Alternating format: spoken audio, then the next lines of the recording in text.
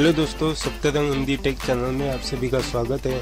मेरा नाम है मयूर और आज हम सीखने वाले हैं रफ एंड ब्रश टूल के बारे में दोस्तों। तो दोस्तों सबसे पहले मैं एक स्क्वायर ड्रॉ कर लेता हूँ दोस्तों, उसके बाद उसमें कलर फिल कर लेता हूँ दोस्तों। तो दोस्तों अभी मैं रफ एंड ब्रश टूल को यूज करूँगा दोस्तों। तो दोस्तों रफ एंड ब्रश टूल का यूज हम किसी भी ऑब्जेक्ट पर जिगजैग लाइन बनाने के लिए करते हैं दोस्तों। अभी मैंने दोस्तों रफ एंड ब्रश टूल को सिलेक्ट किया है। अभी मैं इस रफ एंड ब्रश टूल को इस ऑब्जेक्ट पर यूज करूँगा दोस्तों। तो ये कुछ इस तरह से जिगजैग लाइन तैयार हो जाएगी दोस्तों। अगर इसी तरह से मैं यहाँ से इसकी साइज अगर छोटी कर देता हूँ दोस्तों, जैसे कि मैं यहाँ पे 0.3 कर देता हूँ, तो ये जो ऑब्जेक्ट है अपना, ये जो रफ एंड ब्रश टूल है दोस्तों, ये थोड़ा छोटा हो जाएगा और छोटी जिगजैग लाइन तैयार होगी दोस्तों इस तरह से। अगर बड़ी जिगजैग लाइन हमें तैयार करनी है तो मैं इसकी साइज 1 कर देता हूँ दोस्तों, तो ये बड़ा हो जाएगा दोस्तों। तो ये बड़ी जिगजैग लाइन तैयार करेगा इस तरह से। तो इस तरह से जिगजैग लाइन तैयार करने के लिए हम रफ एंड ब्रश टूल का यूज करते हैं दोस्तों। यही है रफ एंड ब्रश टूल का यूज। अभी हम जानेंगे फ्री ट्रांसफॉर्म टूल के बारे में दोस्तों।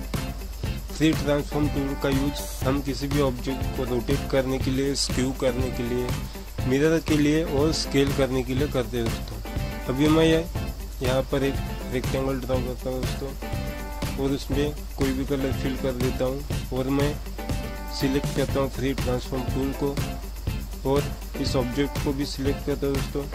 और मैं यहाँ पर आपको प्रॉपर्टी बार में दिख रहा होगा दोस्तों फ्री रोटेशन, तो मैं इस पर क्लिक करता हूँ और मैं इसे यहाँ पे से ऐसा रोटेट कर सकता हूँ दोस्तों। अब जैसे चाहे वैसा यहाँ से रोटेट कर सकते हैं दोस्तों। इस तरह से आप इसे रोटेट कर सकते हैं। तो अब हम जानेंगे फ्री एंगल रिफ्लेक्शन के बारे में दोस्तों। मैं इस पर क्लिक करता हूँ और मैं यहाँ से एक इस तरह से भी हम इसे रोटेट कर सकते हैं दोस्तों।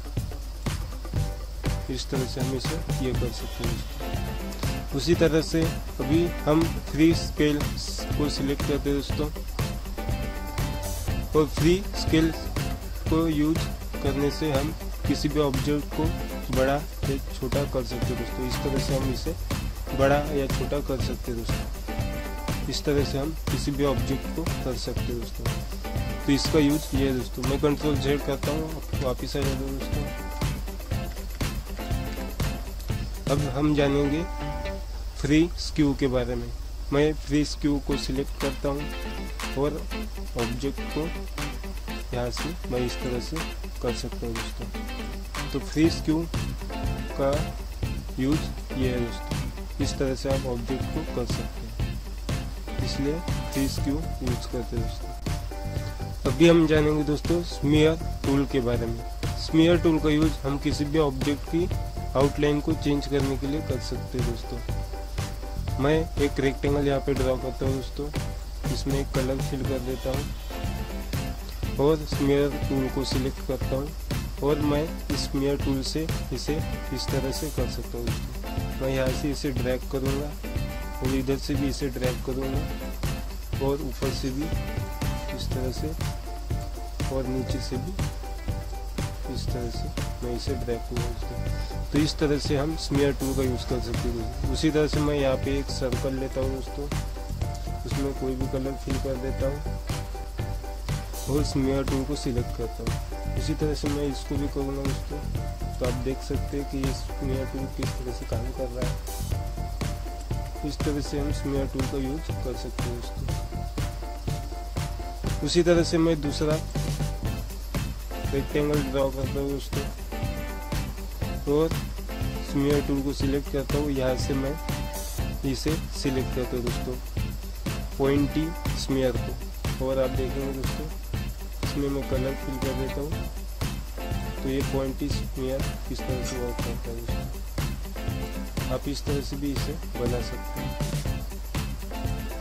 आप इस तरह से इसे यूज कर सकते हैं दोस्तों। ये स्मीयर टूल का यूज है। इस तरह से भी आप इसे यूज कर सकते हैं। मैं फिर से एक सर्कल ड्रॉ करता हूँ दोस्तों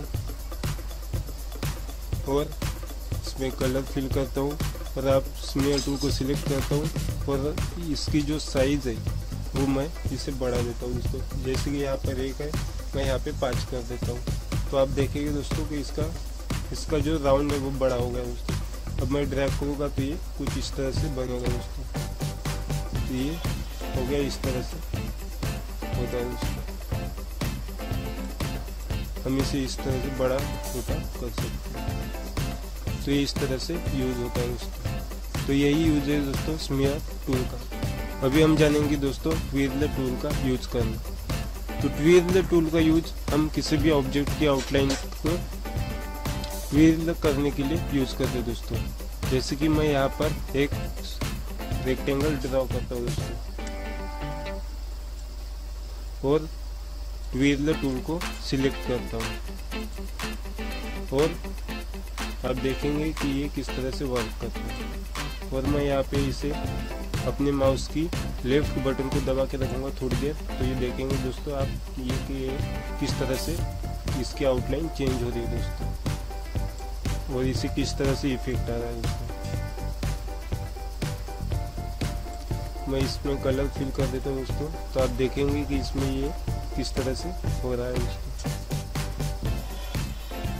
तो ट्विज़र टूल का यूज दोस्तों इस तरह किया जाता है।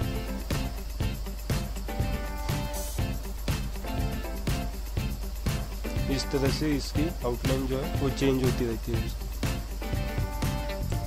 उसी तरह से मैं एक सर्कल ड्रॉ करता हूँ दोस्तों और आप देखेंगे ट्विज़र टूल का यूज। मैं इस ट्विज़र टूल को सिलेक्ट करता हूँ और इसे यहाँ पे अपने माउस की लेफ्ट बटन को थोड़ी देर दबा के रखता हूँ। तो आप देखेंगे कि ये किस तरह से रोटेट हो रहा है दोस्तों। इस तरह से ये बन रहा है दोस्तों। मैं इसमें कलर फिल कर देता हूँ। तो आप देखेंगे कि ये किस तरह से बन गया है दोस्तों।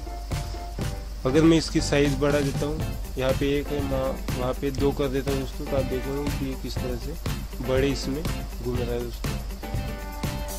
आप इस तरह से भी इसे बना सकते हैं।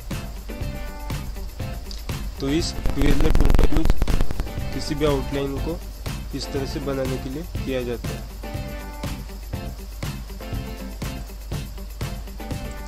इस तरह से करने के लिए हम ट्विज़र टूल का यूज करते हैं। अभी हम जानेंगे अट्रैक्ट टूल के बारे में। अट्रैक्ट टूल का यूज हम किसी भी ऑब्जेक्ट की नोड्स को अट्रैक्ट करके उसे रीशेप देने के लिए करते हैं दोस्तों। अभी मैं यहाँ पर एक रेक्टेंगल ड्रॉ करता हूँ दोस्तों और उसमें कोई भी कलर फिल करता हूँ दोस्तों इस तरह से। और मैं अभी सिलेक्ट करता हूँ अट्रैक्ट टूल को। तो आप देखेंगे कि ये किस तरह से वर्क करता है दोस्तों। ये इस तरह से नोड्स को अट्रैक्ट करता है दोस्तों और एक नया आकार देता है दोस्तों। इस तरह से आप इसे यूज कर सकते हैं दोस्तों। इस तरह से ये यूज होता है। आप देख सकते हैं कि ये किस तरह से काम करता है दोस्तों। इस तरह से शेप बनाने के लिए हम इसका यूज करते हैं दोस्तों। अभी हम जानेंगे दोस्तों रिपील टूल के बारे में दोस्तों। रिपील टूल का यूज हम किसी भी ऑब्जेक्ट के नोड को पुश करके एक नया रीशेप बनाने के लिए यूज करते हैं दोस्तों। अभी मैं यहाँ पर एक रेक्टेंगल ड्रॉ करता हूँ दोस्तों और मैं सिलेक्ट करता हूँ रिपील टूल को और आप देखेंगे कि ये किस तरह से काम करता है। तो ये इस तरह से काम होता है दोस्तों। मैं एक कलर फिल कर देता हूँ दोस्तों इसमें कोई भी और आप देखेंगे कि ये किस तरह से वर्क करता है। तो दोस्तों आप देख रहे होंगे कि ये किस तरह से काम कर रहा है दोस्तों। ये बाहर भी आता है दोस्तों और अंदर भी आता है दोस्तों। ध्यान रखिए दोस्तों, आपका जो सेंटर पॉइंट दिख रहा होगा आपको, अगर वो बाहर की तरफ होगा तो ये अंदर की तरफ जाएगा दोस्तों, और ये अंदर की तरफ होगा तो ये बाहर की तरफ आएगा दोस्तों, इस तरह से। तो ये इस तरह से काम करता है दोस्तों और इसका नाम है रिपील टूल। तो दोस्तों अगर आपने मेरे चैनल को अभी तक सब्सक्राइब नहीं किया है तो सब्सक्राइब कर लीजिए और दबा दीजिए उस बेल आइकन को भी, ताकि मेरी लेटेस्ट वीडियो सबसे पहले देखने के लिए।